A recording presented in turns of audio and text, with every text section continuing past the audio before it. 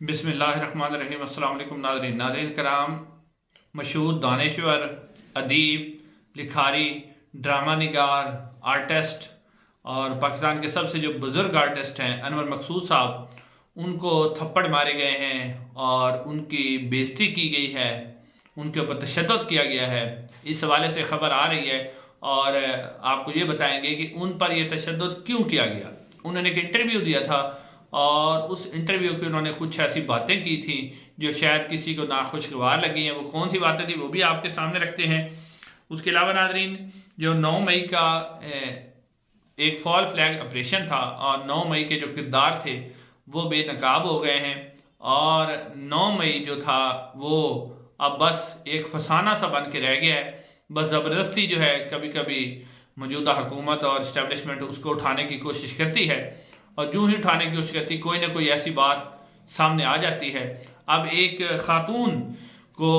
जो है मुस्लिम नून की काबीना के अंदर तो शामिल नहीं किया गया, मगर उन्हें खसूसी सीट पर MNA बनाया गया है, जो मुबैना तौर पर जिनकी फुटेजेस मौजूद हैं कि 9 मई वाले वाक़े के दिन वो जो है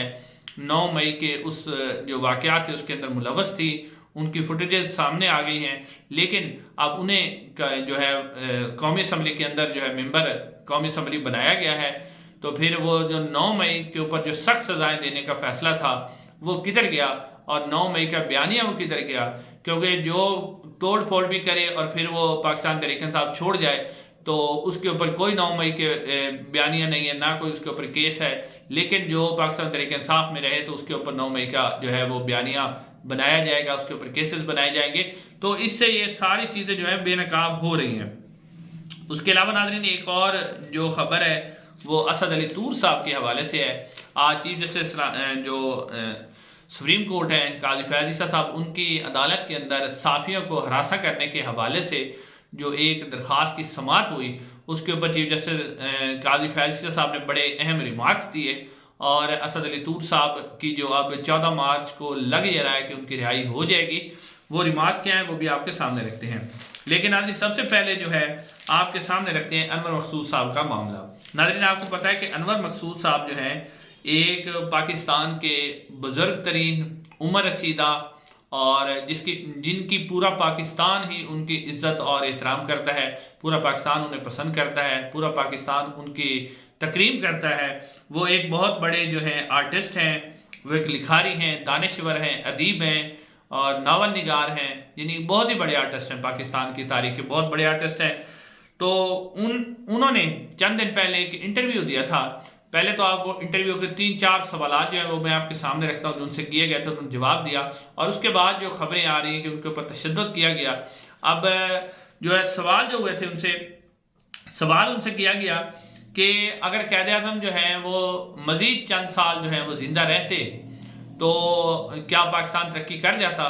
तो अनवर मकसूद साहब ने इसका जवाब दिया कि अगर कैद आज़म जो हैं वो पाकिस्तान के बनने के बाद चंद और साल जिंदा रहते तो वो कोट लखपत में होते, यानी वो भी जेल के अंदर होते, ये कहा गया। उन्होंने कहा कि कैद आज़म मोहम्मद अली जिन्नाह के बाद ना तो कोई अच्छा फौजी आया और ना ही कोई अच्छा मुल्ला आया जो पाकिस्तान को बेहतर बना सके, और हम दुआ करेंगे कि कोई अच्छा सियासतदानों से, तो उन्होंने कहा कि सियासतदान तो कुछ भी नहीं कर सकते। फिर उन्होंने कहा कि मैं दुआ करता हूँ कि कोई अच्छा फौजी आ जाए और वो शायद पाकिस्तान को कुछ बेहतर बना सके। फिर उनसे कहा गया कि उनसे पूछा गया कि पाकिस्तान तो जो है वो क्या अब पाकिस्तान मुकम्मल नहीं है, तो उन्होंने कहा नहीं, पाकिस्तान तो अब आधा है। 1971 में ही कैद आज़म का जो पाकिस्तान था उसको तोड़ दिया गया और कैद आज़म के बाद ना कोई पाकिस्तान का सरबराह आया। फिर उनसे पूछा गया कि क्या 1971 में हमने जो बंगाली थे उनके साथ ज्यादती की, तो उन्होंने कहा कि ज्यादती बहुत ही छोटा लफ्ज़ है,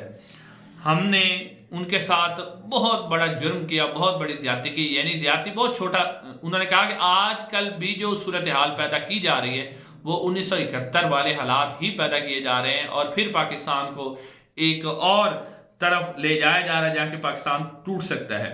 फिर उन्होंने उनसे सवाल किया गया कि 9 मई क्या यौम स्याह है, तो उन्होंने कहा कि 9 मई ही क्यों यौम स्याह है, 1971 भी यौम स्याह होना चाहिए जिसमें पाकिस्तान 2 लाख हुआ, पाकिस्तान के टुकड़े हो गए। उन्होंने कहा 400 बच्चे जो हैं वो शहीद हो गए, وہ کیوں یوم سیاہ نہیں ہے، صرف 9 مئی ہی یوم سیاہ کیوں ہے؟ ناظرین بس یہی باتیں تھی۔ اس کے بعد خبریں یہ آئیں کہ انور مقصود صاحب کو اغوا کر لیا گیا، اور افسوس کے ساتھ آپ کو بتایا جا رہا ہے کہ ان کی جو خبریں آ رہی ہیں مختلف سورسز کے ذریعے، اب ان خبروں کے اندر کتنی صداقت ہے یہ تو جب انور مقصود صاحب سامنے آئیں گے تو وہ خود کچھ بتائیں گے تو پتہ چلے گا، لیکن خبریں یہ آ رہی ہیں کہ ان کے اوپر تشدد کیا گیا اور ان کے منہ پر تھپڑ مارے گئے کہ آپ نے اس طرح کی باتیں کیوں کی ہیں۔ تو یہ بہت ہی افسوسناک صورتحال ہے، انتہائی افسوسناک صورتحال ہے، جس کے اوپر پورا پاکستان اور پاکستانی قوم جو ہے وہ شرمندہ ہے۔ اب ناظرین آتے ہیں دوسری خبر کی طرف کہ 9 مئی کے بیانیے کے حوالے سے۔ ناظرین 9 مئی کا بڑا بیانیہ بنایا گیا کہ 9 مئی کو بہت بڑا سانحہ ہوا، بہت کچھ واقعہ ہوا، اور بار بار جو ابھی بھی کور کمانڈر کانفرنس کے اندر جو ہے وہ اعلامیہ جاری کیا گیا کہ 9 مئی کے میں ملوث افراد کو سخت سزا دی جائے گی۔ اب ناظرین 9 مئی میں ملوث افراد کو سخت سزا تو دی جائے گی، اس کے اوپر تو پاکستان تحریک انصاف بھی متفق ہے۔ پھر عمران خان صاحب نے اس دن بیان بھی دیا کہ میں کور کمانڈر کانفرنس کے بیانیے کے ساتھ مکمل طور پر اتفاق کرتا ہوں کہ 9 مئی کے جو بھی ملوث اراکین ہیں یا جو بھی ملوث اس کے اندر ملزمان ہیں، افراد ہیں، ان کو سخت سزا دی جائے۔ لیکن ناظرین ایک خاتون ہے مریم اکرام صاحبہ، یہ سکرین پہ آپ کو ان کی فوٹو بھی نظر آ رہی ہے۔ مریم اکرام صاحبہ جو ہیں یہ 9 مئی والے دن باہر تھی، اس احتجاج کے اندر شریک تھی، اور اس کے اندر جو کچھ بھی ہو رہا تھا 9 مئی کے واقعات کے حوالے سے اس کے اندر یہ شامل تھی۔ اب آپ ان کو تصویر نظر آ رہی ہے جس میں وہ ایک بس جل رہی ہے اور اس کے آگے کھڑی ہوئی ہیں، اور ان کے ہاتھ میں جو ہے پاکستان تحریک انصاف کا جھنڈا ہے۔ تو اب اس خاتون کو جو ہے وہ پاکستان مسلم لیگ نون نے خصوصی نشست پر قومی اسمبلی کے اندر ممبر قومی اسمبلی منتخب کروایا ہے۔ ناظرین اگر یہ خاتون اس جو احتجاج تھا اس کے اندر شامل تھی اور یہ بھی باقاعدہ شامل تھی، پھر ڈاکٹر یاسمین راشد صاحبہ کیوں، اگر ان کو رہا کر دیا گیا پھر ڈاکٹر یاسمین راشد صاحبہ کا کیا قصور ہے، طیبہ راجہ کا کیا قصور ہے، خدیجہ شاہ کا کیا قصور ہے، عائشہ بھٹہ کا کیا قصور ہے، صنم جاوید خان کا کیا قصور ہے، اور بھی بہت سی ایسی خواتین ہیں، پھر ان کو بھی رہا کر دیا جائے۔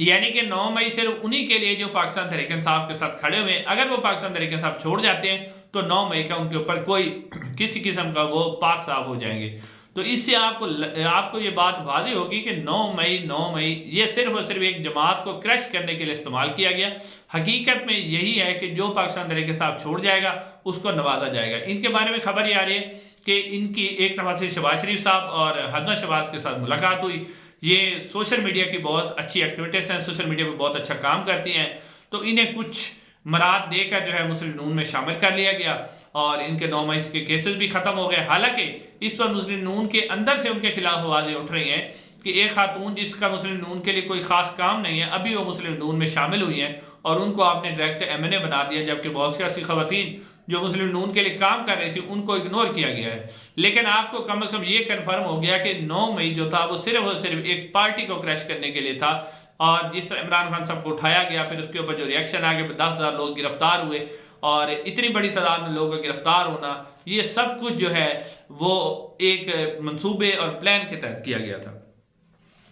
اب ناظرین آتے ہیں اسد علی طور صاحب کے حوالے سے۔ اسد علی طور صاحب کے حوالے سے آج جو ہے چیف جسٹس قاضی فیاض عیسیٰ صاحب کی عدالت میں صحافیوں کو جو ہراساں کرنے کے حوالے سے مقدمے کی سماعت تھی، جس میں مطیع اللہ جان صاحب اور اسد علی طور صاحب کو 2021 کے اندر ان کے گھر میں گھس کے مارا گیا، ابصار عالم پر گولیاں چلائی گئیں۔ تو اس کے اوپر جو ہے چیف جسٹس قاضی فیاض عیسیٰ صاحب نے کہا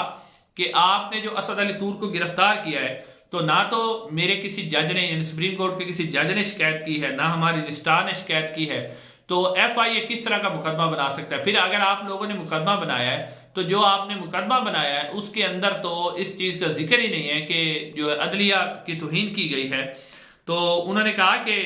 یہ جو آپ نے مقدمہ بنایا ہے کہ سرکاری افسران کی انہوں نے توہین کی ہے، تو انہوں نے کہا کہ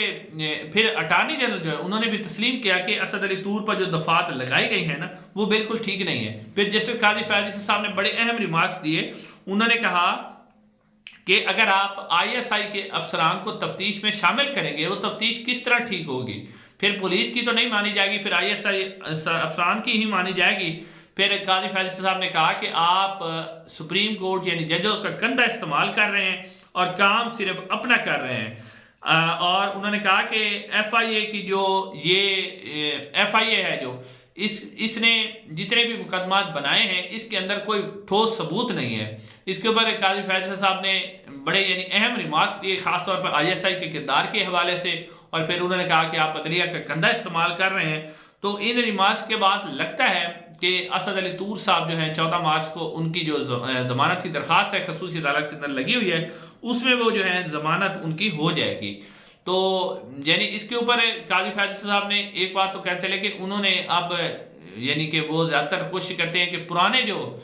جن کو سزائیں ہو چکی ہیں ان کو انصاف دلائیں۔ ٹھیک ہے، مطیع اللہ جان صاحب کو بھی انصاف دلائیں، انہوں نے ذوالفقار علی بھٹو کو بھی انصاف دلایا، لیکن اب جو صحافیوں کے ساتھ ہو رہا ہے، جس طرح عمران ریاض خان کے خلاف ہوا اور بھی بہت سے صحافیوں کے خلاف، اسد طور کے خلاف اب ہو رہا ہے، تو انہیں چاہیے کہ اب جو صحافی ہیں وہ سب کے اوپر انصاف کریں، اور جو پاکستان کے اندر آئین اور قانون اور انسانی حقوق کی خلاف ورزیاں ہو رہی ہیں اس کے اوپر بھی بات کریں۔ آج جو کچھ ہو رہا ہے، اب کیا عمران خان صاحب کے ساتھ آج جو کچھ ہو رہا ہے یہ ہم 40 سال کے بعد اس کا انتظار کریں گے کہ 40 سال کے بعد عمران خان صاحب کو انصاف ملے گا؟ تو آج اس صاحب کے پرائم منسٹر کو انصاف ملنا چاہیے۔ اس کے علاوہ ناظرین، عمران خان صاحب کی جو سائفر کیس اور جو توشہ خانہ کیس کے اندر اپیلوں کی سماعت تھی وہ آج اسلام آباد ہائی کورٹ کے اندر ہوئی، اور FIA نے جو اس کے اوپر اعتراض اٹھایا کہ ایسے کیسز میں جو ہے وہ اپیل کی ہی نہیں جا سکتی، یہ درخواستیں قابل سماعت نہیں ہیں۔ تو اس کے اوپر جسٹس عامر فاروق صاحب جو کہ پہلے چاہ رہے ہوتے ہیں کہ کس طرح کیس کو ڈیلے کیا جائے، انہوں نے کہا کہ ٹھیک ہے جی، آپ 14 مارچ کو دوبارہ آ جائیں، 13 مارچ کو، اور آ کے دوبارہ جو ہے اپنی دلائل دیں کہ قابل سماعت ہونے یا نہ ہونے کے اوپر، تو اس کے بعد ہم ساتھ ہی توشہ خانہ کا کیس بھی اسی دن ہی سن لیں گے۔ ناظرین، انشاءاللہ اگلی ویڈیو میں آپ سے ملاقات ہوگی، چینل کو ضرور سبسکرائب کیجیے گا۔ السلام۔